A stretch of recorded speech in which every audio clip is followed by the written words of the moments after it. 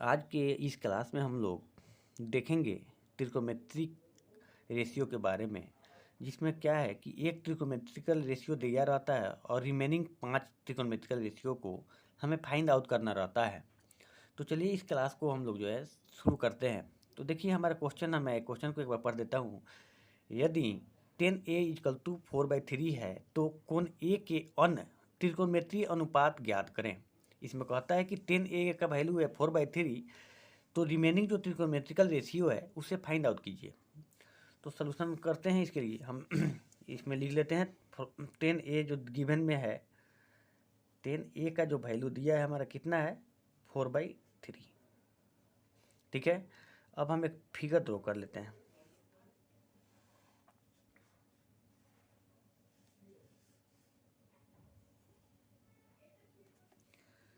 इस ट्रायंगल का नाम हम ए कह दिए, इसको हमने बी कहा, इसको कहा सी।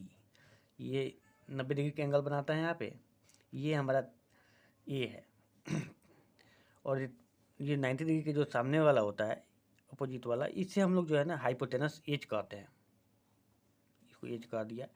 तो हमारा जो है यहाँ पर 10a का हम क्या जानते हैं, 10a बराबर क्या होता है, परपेंडिकुलर बाई बेस होता है। यहाँ तक कोई दिक्कत नहीं होना चाहिए। परपेंडिकुलर हमारा क्या हो गया परपेंडिकुलर जो है BC जो है कितना हो गया 4 और बेस कितना हो गया 3 हो गया। यहाँ हेयर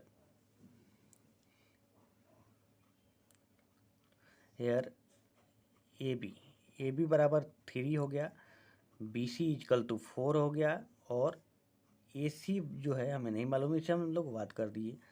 अब हम कहते हैं AC को फाइंड आउट करने की प्रोसेस को जाने, AC कैसे हमको मिलेगा। तो पिछले क्लास में हमने आपको पढ़ाया था, पाइथागोरस थ्योरम के बारे में बताया था। पाइथागोरस थ्योरम कहता है कि समकोण त्रिभुज में कर्ण का वर्ग जो होता है अन्य दो भुजाओं के वर्गों के योगफल के बराबर होता है। तो चलिए पाइथागोरस थ्योरम के अकॉर्डिंग इस चीज़ को लिखते हैं। तो हमें AC जो लिखना है, AC का स्क्वायर यानी कर्ण के स्क्वायर अन्य दो भुजाओं के वर्गों के योगफल के बराबर होता है। तो अन्य दो भुजाएं कितना है हमारा, परपेंडिकुलर बेस है, परपेंडिकुलर कितना है BC, तो BC स्क्वायर हमने कर दिया। और आधार जो है हमारा कितना है AB है, इसको स्क्वायर कर दिया। अब देखिए हमारा BC का वैल्यू कितना मिलता है, BC का वैल्यू 4 मिलता है, 4 का स्क्वायर हमने कर दिया। और AB का वैल्यू कितना देता है 3 देता है, 3 का स्क्वायर कर दिया। और AC स्क्वायर है, तो ये स्क्वायर जब हम यहाँ से ख़त्म करेंगे तो इस पर क्या आएगा, रूट चढ़ जाएगा, जो कि रूट चढ़ा दिया मैंने। अब इसको सिंप्लीफाई करें हम, तो 4 स्क्वायर है तो 4 4 जा 16 हो जाएगा, और 3 स्क्वायर 3 3 जा 9 हो जाएगा, 16 और 9 25 हो जाएगा, 25 हो जाएगा। और 25 को हम क्या लिख सकते हैं, 5 × 5 लिख सकते हैं। इसमें 2 है तो एक बाहर निकलेगा तो कितना हमारा आ जाएगा 5 आ जाएगा। तो 5 कितना का वैल्यू है हमारा AC का, और AC हमारा क्या है कर्ण है। कोई दिक्कत यहाँ तक, AC क्या है कर्ण है। तो हमारा देखिए हमें क्या क्या फाइंड आउट हो गया, हमें फाइंड आउट हो गया परपेंडिकुलर AC हमें क्या क्या फाइंड हो गया, AB फाइंड हो गया, AB बराबर मेरा 3 मिला, और 3 जो मिला वो हमारा क्या है बेस है, 3 क्या है बेस है। और BC जो मिला ये है 4, ये हमारा क्या है, ये है परपेंडिकुलर। और AC जो अभी मैंने फाइंड आउट किया, AC बराबर हमने 5 फाइंड आउट किया, ये हमारा जो है क्या है हाइपोटेनस है, इसे हम लोग एज कहेंगे। तो हमें देखिए PBH तीनों ही मिल गया वैल्यू, तो इसे हम सारे वैल्यू को फाइंड आउट कर लेंगे। अब इतना मिलने के बाद हम क्या अब निकालेंगे, साइन का वैल्यू निकालेंगे। चलिए इसको यहाँ पर निकालते हैं,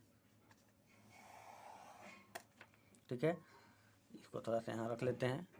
अब देखते हैं साइन का वैल्यू, तो हम जानते हैं साइन A बराबर क्या हो जाता है, साइन थीटा बराबर क्या हो जाता है, परपेंडिकुलर बाई हाइपोटेनस। तो परपेंडिकुलर कितना है आपका, परपेंडिकुलर जो है 4 है और हाइपोटेनस कितना है 5 है,